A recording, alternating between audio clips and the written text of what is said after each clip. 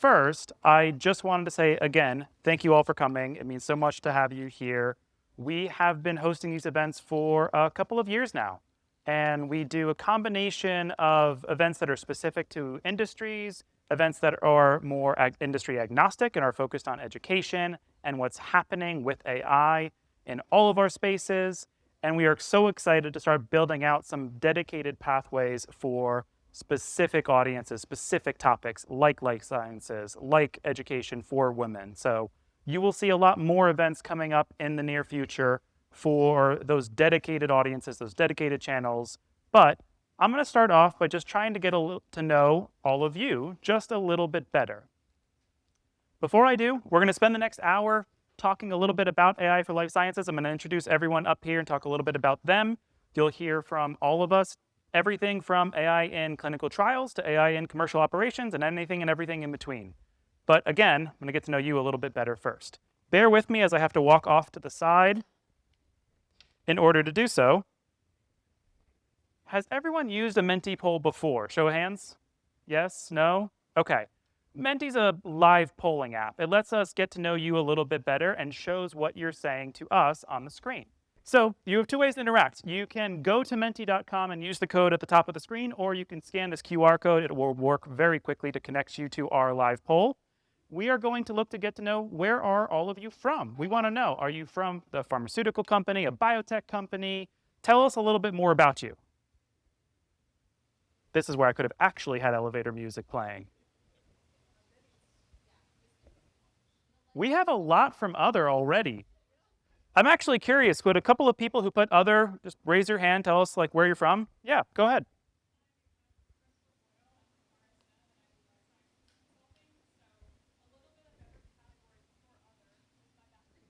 That's totally fair. Yeah. Hi, go ahead. Digital compliance consulting. Nice to meet you. We got a couple from CROs, academia, biotech, pharma. A lot from other. Very interesting. All right, let's keep going.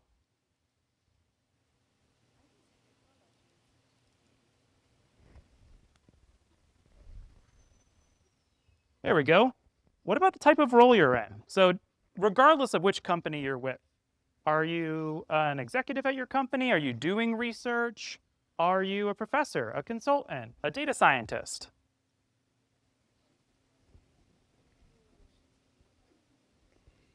We've got a couple executives, consultants, some data scientists, good mix. Research, comm ops. Yeah. So we really do have a true mix here. A little bit of everyone. We've got about the same number of people, so I'm going to go to one more here. And tell us a little bit about what you're working on. So regardless of the role you're in, the company you're with, when you're starting to work with AI or without AI, how heavily regulated is what you're doing? We want to know, what about the data you're using? What about the workflows, the actual work you are doing? And then the products, the tools themselves, how regulated are those? This will help us start to steer the conversation a bit. AI in life sciences is pretty broad, so we're going to try to narrow it down a little bit based on the conversation, based on what we're hearing tonight. So far, we're skewed pretty heavily towards regulated. It's not surprising. We kind of expected that in the life sciences industry. But we've also got a mix of people who are working with some of the less sensitive data.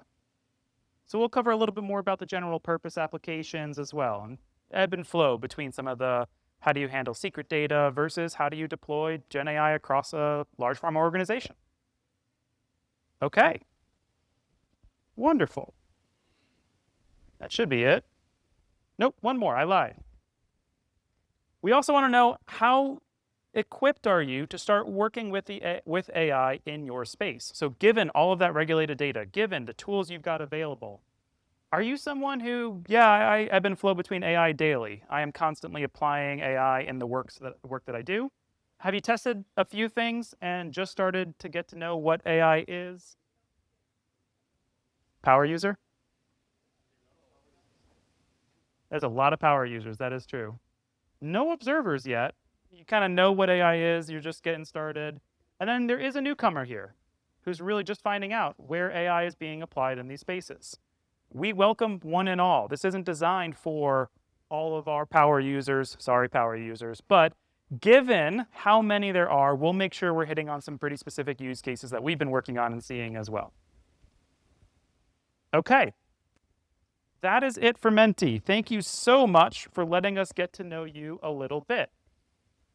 What we're going to do now is start to dive into some specific questions. You'll hear me talk a little bit about it. You will also see me use my phone for notes. It's 2026. It is so much more convenient. But what I will be doing is prompting this wonderful group with a few general questions and then trying to engage in some good conversation. I'm mostly going to be learning from them as well. I'll share a few thoughts here and there, but overwhelmingly, I want to hear from y'all just what you're working on and what you've seen. Before I get into that, I'm going to first introduce them. So on my right, we've got Eric. Eric's the VP of Strategy at Datavid. He's got 20 years experience helping Fortune 500 companies turn business challenges into measurable outcomes. It's not just life sciences, but it has also largely been life sciences. He's also held medtech organizations, and he brings a lens of responsible AI to the work being done with language models, knowledge graphs, and Gen AI broadly across organizations. Good to have you back, Eric. Good to be here. Thanks, everybody. I will also say a big thank you to Eric because he is from one of our sponsoring organizations. So one of the organizations that allows us to keep these events free and host these at wonderful places like Innovate Carolina is Datavid. So thank you, Eric, for Datavid's support. Thank you, David. We have one other supporting organization who we may or may not have someone in the audience from today, NC Biotech. So NC Biotech helped us get this event together, get everyone here. We wanted to thank them. I know there was someone who may or may not be in the audience. Can you raise your hand if you are? That is okay. I still want to thank NC Biotech for their support. Thank you so much. The last one I'll pause on because I said it, but I didn't actually say a thank you to them, is Innovate Carolina, the place that we are currently at. They are a wonderful co-working space. Thank you for hosting us. We really appreciate it. You will also see us back here quite a bit more. This is a wonderful space we plan to keep coming back to. So, with all of that said, I will return to introducing my friend Ash. So, Dr. Ash Barv is a client partner for life sciences R&D at Cognizant. She's a fellow graduate of the master's program that I myself completed called the Master's of Management in Clinical Informatics, MMCI. MMCI is a degree at Duke's School of Medicine. It is rooted in a combination of business, IT, and clinical practice. So we have a mix of all three, and actually I'll introduce one more MMCIer in just a second. But Ash herself has over 25 years experience cross-culturally and cross-domain between life sciences, R&D, clinical informatics, and data analytics. So great to see you again, Ash.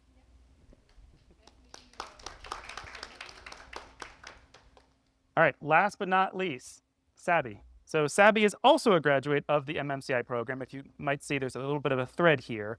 But Sabi is the VP of Healthcare and Life Sciences at Apexon. But he's also an adjunct professor here at UNC. He's with the School of Data Science, and he's a partner to life science organizations who's been a trusted advisor for decades, driving innovation with cutting-edge agentic AI. So, Sabi, great to see you again. Yeah, thank you. Thanks, everyone. Glad to be here. And then there's me. I said a quick hello at the start, but what I don't often talk about is my background is also as a consultant with healthcare and life sciences companies. I've worked for many. I've also worked with dozens of different partners, doing everything from digital strategy at the highest levels to operational deployment of business intelligence suites. So I've spanned a little bit of everything. I'm kind of a Swiss Army knife and really enjoy getting into the weeds of everything from how a workflow is going to change to reimagine it with AI to more often the last couple of years, what do you need to think about to train your teams across thousands or tens of thousands of individuals across countries and really be thinking about the literacy and fluency, this knowledge and this skill set that you need to build to start to adopt AI more broadly. So, great to meet you all. We are going to dive right into some questions. And just to kick us off, I'm going to ask everyone, and we'll go Eric, Ash to Sabi. Let's start very practical, right? Like, we won't start in the clouds. We won't start with a strategy. Let's talk about a specific example of AI that's been working inside of a regulated workflow that you've been working with. So one of your clients or one of your own organizations. Give us an example of that AI that's been working already.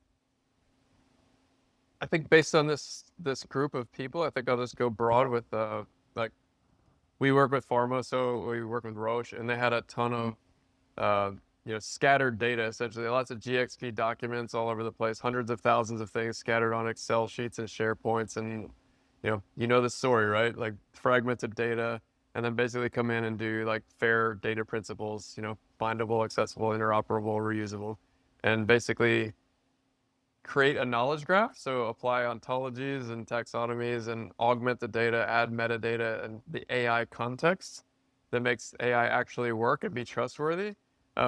That's basically a real life use case. We did that years ago, but even lately, like now we do it faster for them across other groups using LLMs, accelerators, and the modern day agentic workflows. So transforming business processes based on that data foundation. And I think in this conversation to come back to that will be pretty useful. Always like the data first. AI data readiness is what every big organization will start with to get it to a production level scale. But that's really what's shown us and our clients like a real use AI case that's successful. If you start with the data, success follows. If you skip the data step, you kind of fall off into failed pilot world. And so, yeah, big application to navigate, search, and retrieve and gain actionable insights, delivering actions through agentic workflows across their corpus of documents. Yeah. So over to Ash. Yeah, thank you, Eric. So our use cases that are now in production are in three areas. One where he mentioned that, in the regulated environment, you have to access SOPs, work instructions, and those kind of documents in any sponsor organization. If as a human being, if you start looking at SOPs, it takes about 20-25 minutes to search for a specific para, whether you are accessing the right version, the latest one, going through that's very low-hanging fruit to achieve using AI, and that's where we have implemented. Now it takes about less than actually 1 minute to retrieve that information, go through the latest version of SOPs, SWIs, and accuracy is pretty high because it's fairly structured document, and we use the right set of technology to access it. So that's one area. The second area is review of documents. You're using URS or user requirement specification, functional requirement specification, the review of those and follow the compliance that is required in the regulated environment. And third is content generation. There are a lot of clinical pharmacovigilance regulated documents, content generation. So we have actually operationalized more so on the clinical area. We have been successful. I'll talk about the initial failures also in that area when we come to that, that time, but that is where we have actually operationalized some of the use cases. So over to Sabi. Yeah, no, I think, I think you guys have covered quite a bit. Like a similar thread with Eric, I mean, I have, been in quite a few product companies in the past and built quite a few products. So I definitely, echo what he said, data is the, starting point. In my opinion, and you might hear the same theme as I speak through, next whatever hour, I feel data strategy is the top most important strategy. AI is not the first strategy that anybody should get into. If you don't have the right data and if you read then books and all that, if you don't have in today's AI world, past garbage in, garbage out. In today's world, garbage in and a lot of garbage out because of AI, right? So I think data strategy to me is the most important. So, focusing on that, and the reason I'm starting with that, premise is the scenarios that I see, and, Ash, you spoke quite a few, but taking it, on the commercial side of it, basically, a lot of, I think the challenge, structured data is structured data. I think, people have totally got a hang of it, but the challenge is on the unstructured side of it. So a lot of, in that oncology therapeutic area, like, a lot of omic data, which is a lot of unstructured, still people put PDFs and there are data and graphs in PDFs and they are sending it, to CROs or pharma companies to read from it, right? So taking that in, reading that in, putting a regulated workflow over on top of it, so there is human checkpoints and validated, I think, that's where I feel, I see that we have been putting a lot of focus and solutions in from a, biomarker mining analytics point of view, and then taking it a notch up, because eventually you need analytics on top of it. So, a lot of conversational AI, BI use cases, so that people are not, stuck with, a Tableau or a, Power BI developer availability, or, spending hours building it. The end user can actually build through that, interface. So building that base data, but, the challenge is unstructured data coming in, putting in the right shape and form, and then end use cases. I think that's what we focus on, and we're trying to build solutions. Yeah. There's also a theme building here that I've talked about quite a bit in the past, which is, and I used to say this and then just stop talking in meetings. If you don't have a data strategy, you don't have an AI strategy. And I would stop, because I don't need to clarify, I don't need to keep going. That is something that time and time again we have seen reinforced and has been critically important. So Yeah. I'm glad to keep hearing it reinforced. I think it's something we're going to have to keep saying for a Yeah, while. absolutely. Start of every sentence. It's marketing, you have to say, you have to sell something, you have to keep on saying it over and over again. Yep, Right, yeah. absolutely. Yeah. T-shirt. So let's think about what we've seen working well and what we've seen not working well. When I'm thinking about some of the projects that have gone really well, I want to know a little bit more from you about what made those go well. And we can talk a little bit about what's gone well, both with the data, but then also with the deployment. And let's also mention, there are some that stall out, that don't go well for one of the reasons we're talking about or something else. So what is one thing that made a project go really well, and one thing that has stalled a project that you've been working on and we're seeing?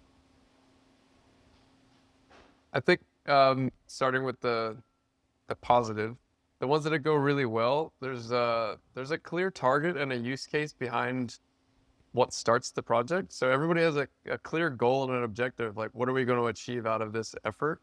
And I think it almost starts with a change management in mind. I think change management is a lot easier when you find out something that people don't want to do anymore. So you can kind of get rid of something tedious or dull. That type of activity is usually low-hanging fruit if it's high value, especially, and some sort of standardized, repeatable process. I think those are the ones where success is imminent, and you can deliver really quick. You could do phase little pilots and proof of values, and we've got a whole line of those across all industries. So if you're in the 70+% of others, basically the same data concepts, AI strategy, and application and implementation generally needs an ambassador, a strong ambassador behind it, and a use case that drives value and has outcomes very quick to get. The ones that lose to the hype of the whole thing are basically AI is magic, and we're just going to throw a whole bunch of data at an LLM, and we're going to want a little chat bot or whatever, but then it just has no grounded, trustworthy guardrails and all the things that you guys know in a validated space that matter. Those fail. People try to create some sort of chat bot for support tickets, but they have no idea how to do that and ground it in truth and reality so that you get repeatable, sort of validated, trustworthy outcomes. So Yeah, I take the same points as you were. So first, when we identified the use case, we have to follow some rubric in terms of whether it is driving the value, number of users, are you doing the optimization, are you accelerating your process? So there are a couple of levers involved in terms of acceleration, reduction of costs, quality. What is your end goal? So basically, the looking at the use case, whether it stands right, a right use case for AI adoption. The second part, getting the cross-functional team together is very important. It's not only IT team who is good at, implementation, coding, governance, all those processes can only drive AI journey. No, you have to involve the business into the mix because they know the processes well. So literally business team has to be a business architect as a part of the team, and they need to be fully onboarded because adoption has going to be from the business users. So having the cross-functional team, and it's not only business and IT, if there are any vendors involved, any hyperscalers involved. So getting everybody together as a unit and working together is very important. That has worked really well. And, identifying the right technology and governance, very important. And then fluency and adoption of the users. Basically, are they ready to adopt? Because you can have, technology is never a problem, but whether users are mentally ready to adopt, they see there is a value implementing, their life is becoming easier. So change management. So all these pieces of the puzzle, when come together, success is much better. What's the second question? Also, we respond where it has What stalls? not what stalls. Okay. So two places. I mean, in general, if you don't choose the right AI use case, you could consider every automation is ready for AI. You are just wasting your money. So that is one place in general. But as I was telling you, that content generation is where I think we failed earlier. The entire work was to be scrapped. The reason was we applied the AI at the more horizontal level, that it's a content generation problem. It's easy to solve, but it's not that easy to solve, because every content generation that requires, especially in the clinical regulatory PV, you need to expose the right data. The right data retrieval, data sources should be provided. Some pre-trained data should be available, and then the model should be trained on that. So it's a right tweaking with the RAG and knowledge graph that works really well than applying the general purpose LLM. That is where we literally failed, but then understood the right methodologies and getting there better. I can't say fully, because still these are live documents. How to retrain, how to keep them updated, it's a problem to solve. And yeah, we are still learning through the process. Again, you guys have covered quite a bit of ground on that topic, but I feel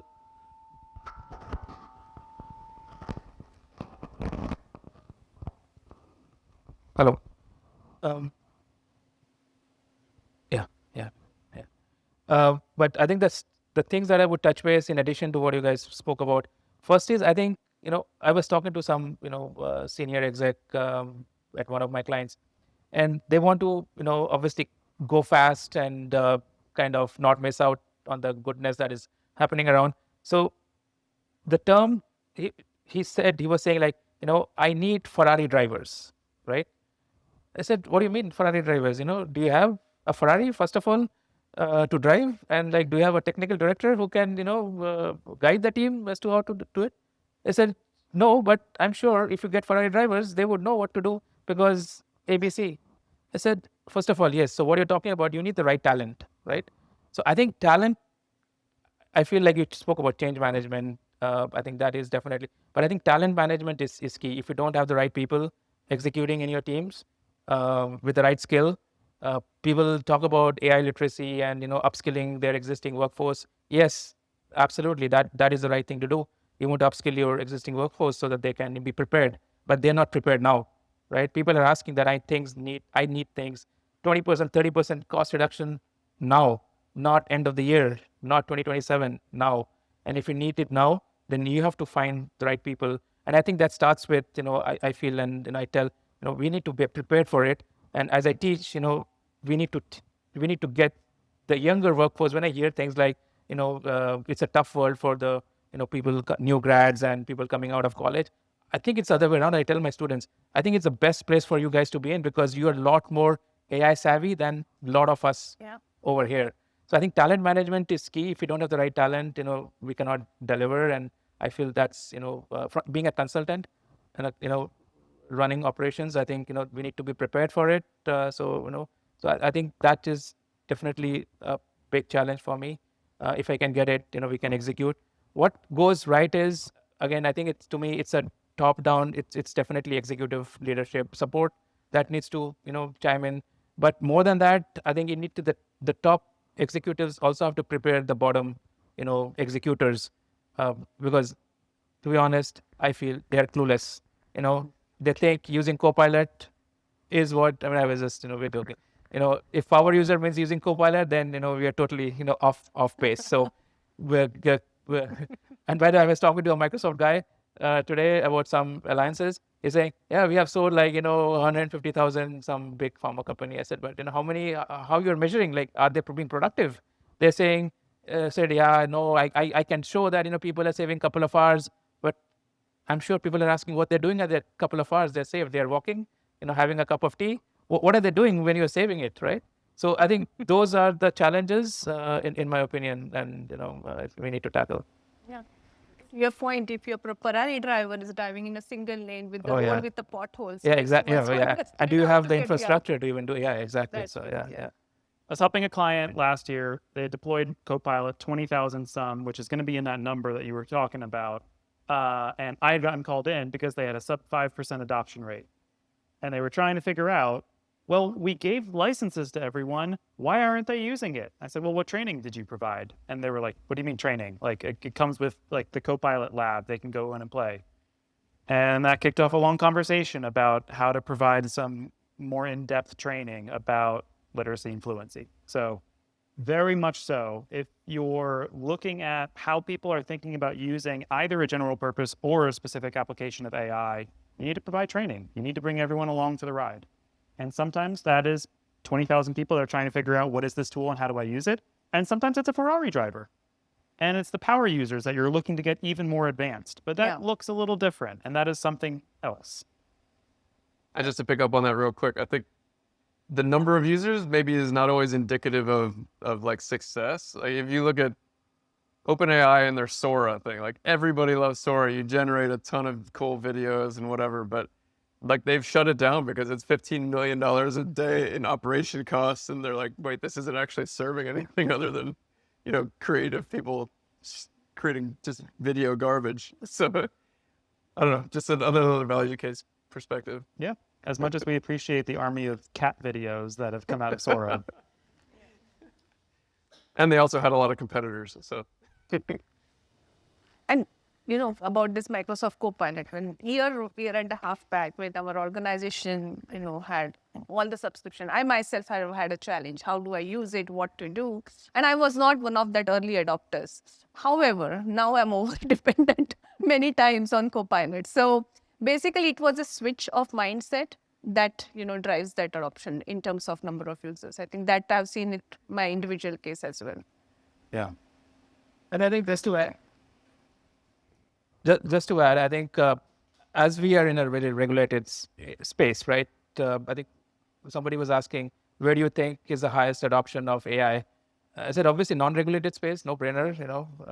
You can use it left and right. Doesn't matter what's coming out. But banking, healthcare, highly regulated. And we have seen a lot of news from like Deloitte, putting analyst reports, charging millions and millions, and everything was, lie over there. I think the point I'm trying to make is because we are in a regulated space, people need to make sure use LLMs, great, but make sure you have a validation around it, right? If you don't have a proper validation pipeline, it might be a nasty world. So Yeah. validation is key. You can see the theme. It's a trend. On agenda. For a lot of the general purpose platforms, when you start to turn on connectors, things that start to link it to your data sources, often you have to flip a switch. It's not as controlled as you might hope it would be. If you're designing something more specific, it can be. And we'll talk a little bit about like API calls is a technical term where you might connect it to something specific. But let's say you're just turning ChatGPT on for your 50,000 person organization.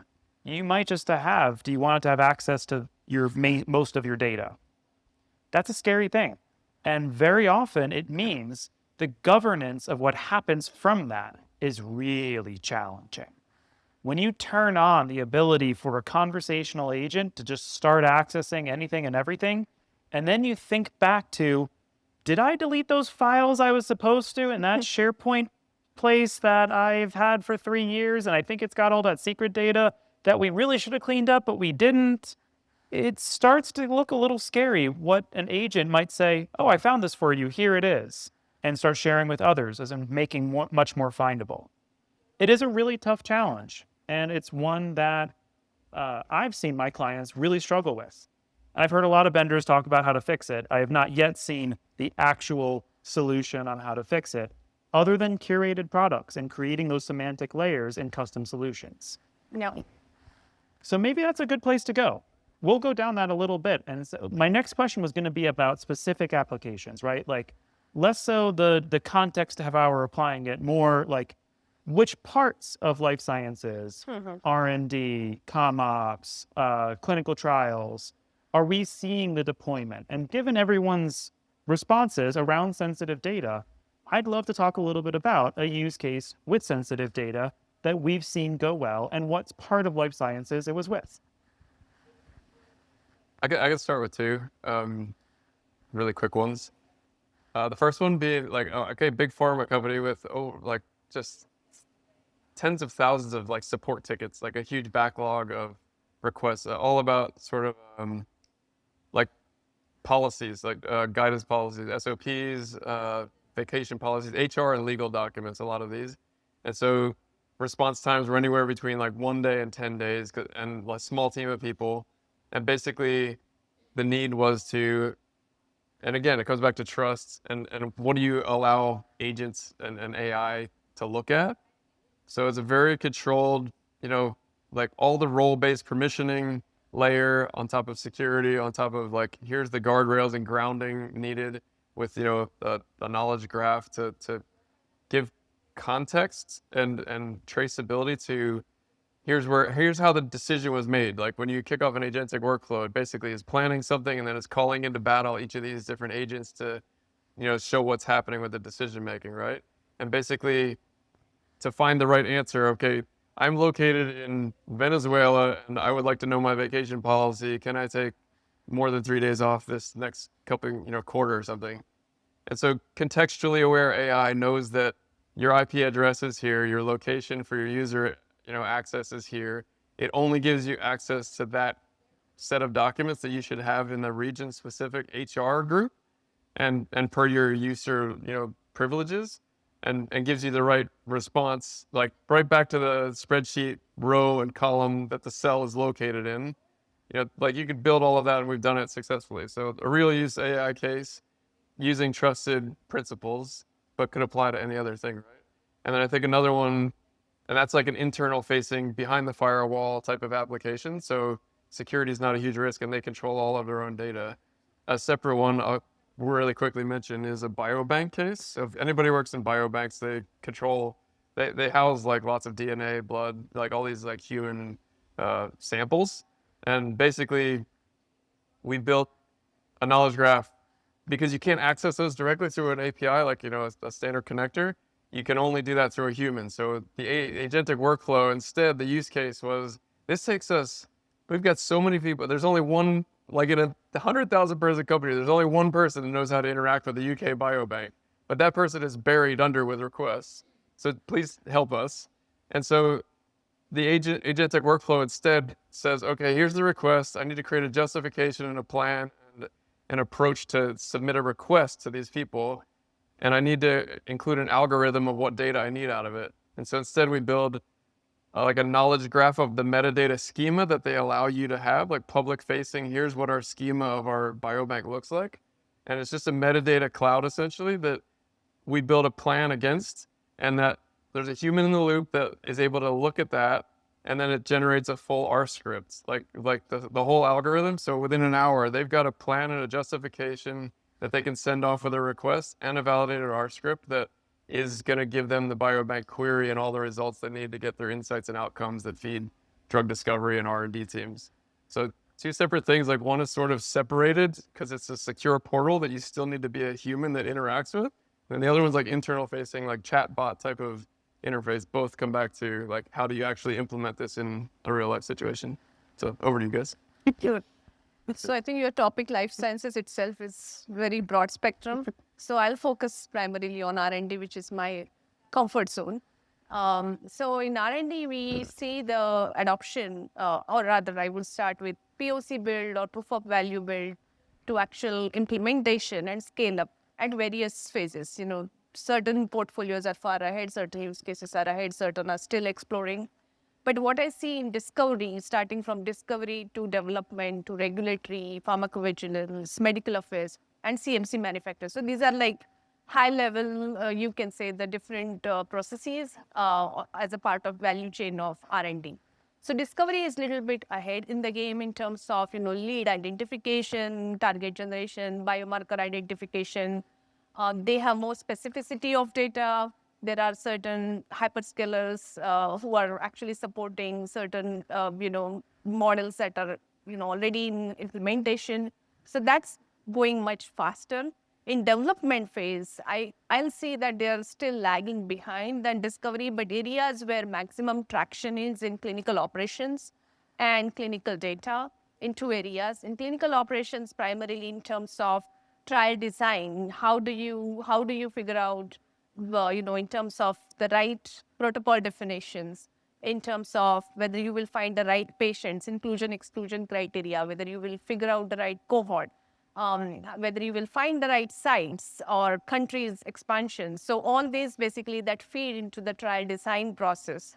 The second area where it is picking up is simulation or digital twin, where you basically predict what may happen for this trial based on the historic data.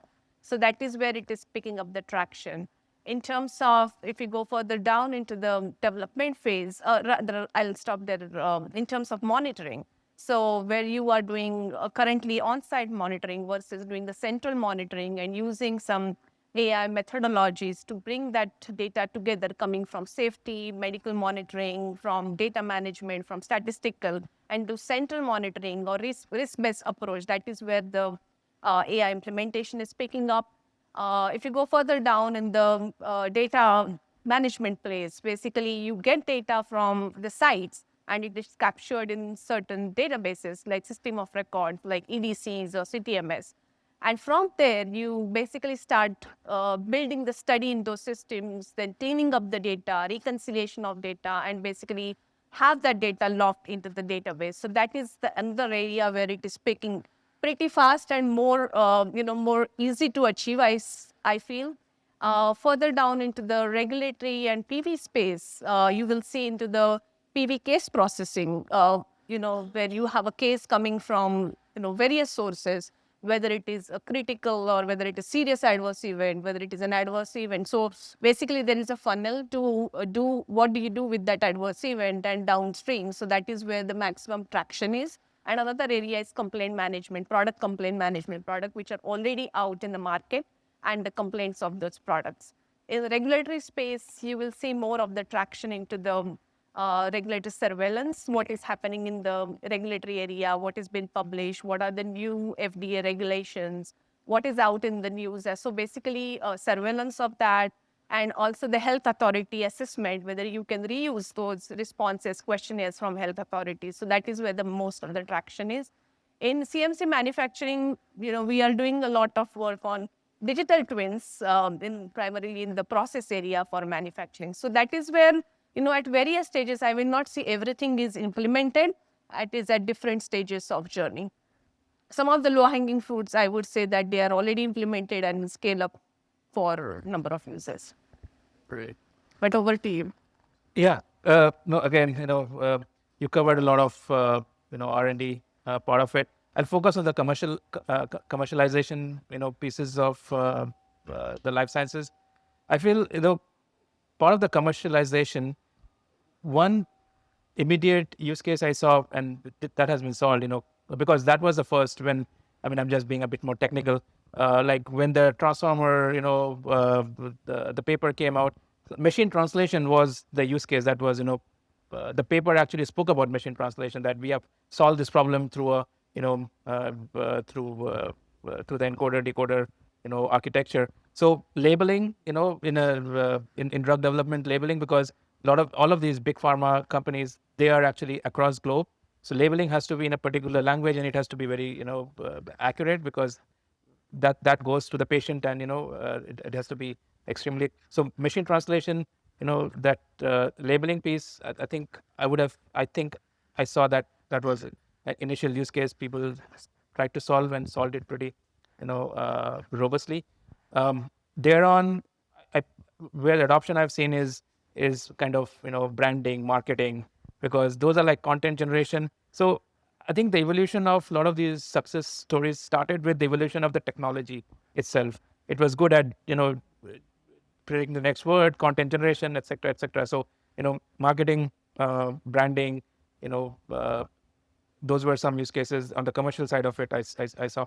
And there are a lot of, nowadays, one of the challenges of of the commercialization is actually selling the drug, right? And who sells the drug? Like, where does the drug come from?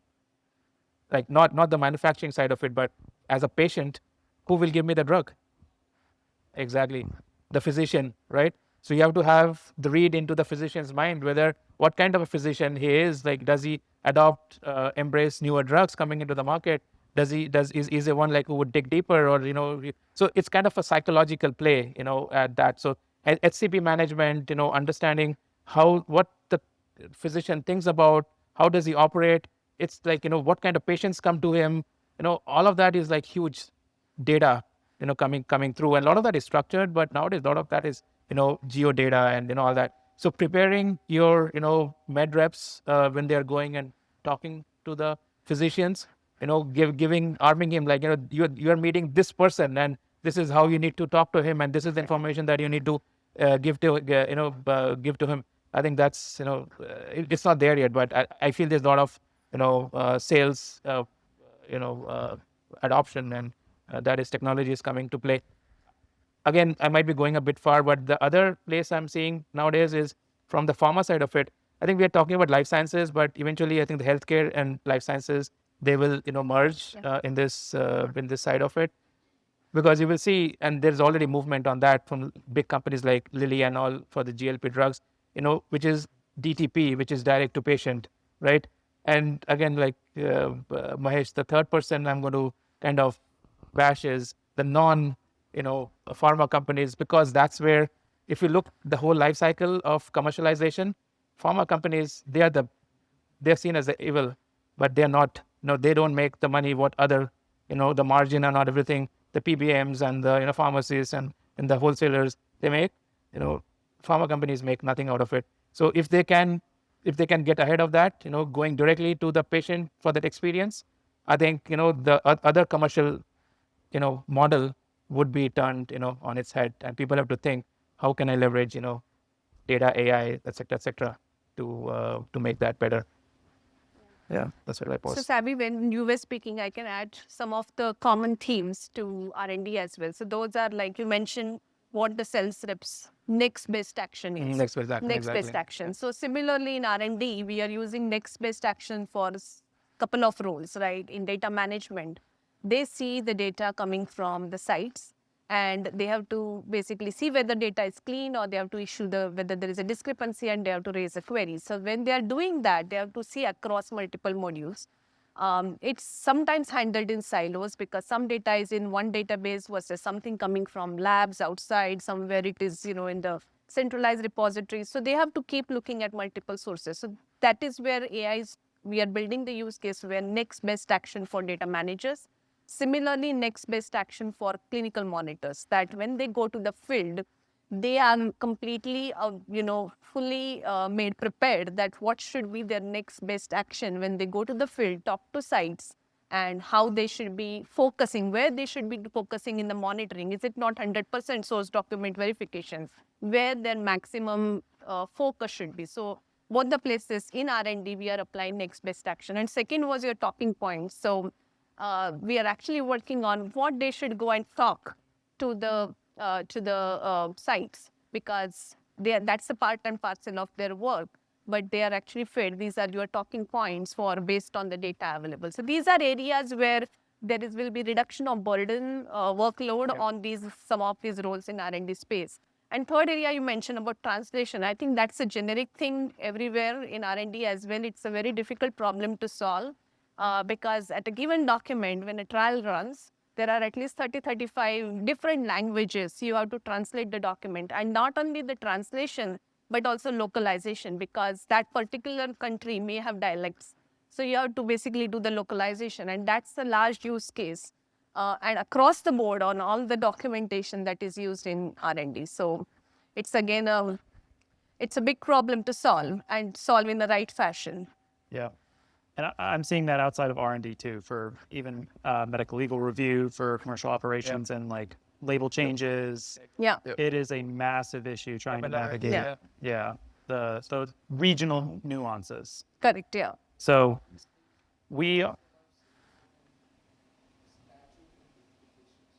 they do. And They are. Yeah. So we're coming up on time here. I want to ask one more question before we turn it over to the audience for questions,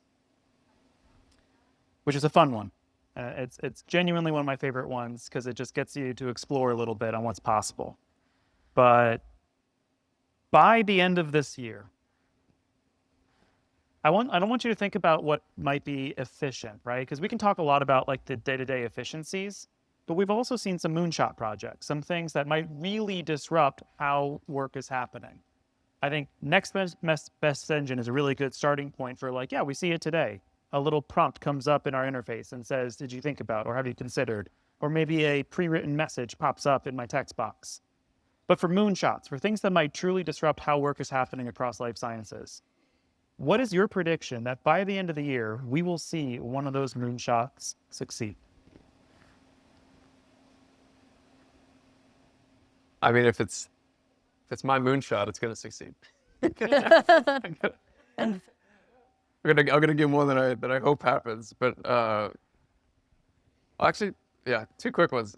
And I wasn't sure how I was gonna answer that. You mentioned this maybe happening, but one, working with a pharma company that has a severe like let's call it a supply chain pinch, where it's an oncology drug, like basically a medicine that cures cancer. Like this is a big deal, right? But because of insurance, you know, the patients can't afford it because it's like $1 million plus or whatever. So you got to wait till you're basically stage 5, and then the window of opportunity is very short, right? And because of the process that they have to go through at the pharma company, and there's like non-conformances along the way, it often like maybe 50% around there is the rate at which they actually get the drug to the patient before possible bad things happen. Only because of workflow delays. So my moonshot is basically to cut out that workflow and reduce it to like where 80 to 85% at least of those patients get the medicine that they would have saved their lives. That's my moonshot, and I think it's totally achievable and a really cool mission. And so that's my moonshot project that I'm teeing up. I hope it happens. So I also have two. Basically, I don't know whether it will be end of the year, but ideally, I think that will disrupt the industry the best way. That's what I feel. One is today our North Star is getting drugs faster to the patients, right? In R&D, in life sciences world, and they get it at the faster, with safer, with quality and everything. However, what problem today is many times patient is not able to reach to the sites because of the distance, because of the challenges at home, because of the support system. So we have a lot of AI use cases today in patient identification, because you look at, billing records, you look at EMR records, and where probably the patients will be, and you are able to go to those sites and identify. However, whether that same site is able to recruit that patient and hold that patient for a longer time, so patient retention and also the engagement, these are very difficult problem to solve. If industry is able to solve that problem, I think that will drive most value for the industry, because what we are doing is on the other side of the world. We are working on data, operation documents, but we are not really solving the problem of patient's problem. So if we are able to solve, that's one area I feel. The second area I feel which will disrupt the industry is today and I only spoke about processes, follow the processes and all those things. But what if you have access to data, you are able to drive your insights, and you are able to drive inferences way faster than, the follow this. So I'll give you why I'm saying so, that when the COVID, pandemic hit, it was within 6 months, the vaccine was supposed to be out. How the trials were managed that time, it was more accelerated path. So now with all the technology